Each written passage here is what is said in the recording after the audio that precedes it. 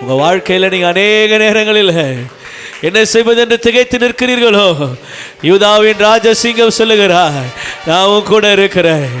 ஜெய கம்பீரமாக இருக்கிற கர்த்தர் சொல்லுகிறார், நான் உன் கூட இருக்கிறேன்.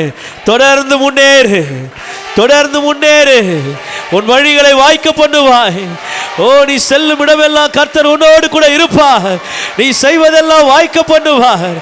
ஏன்னா நீங்களும் நானும் ஆராதிக்கிறவர்.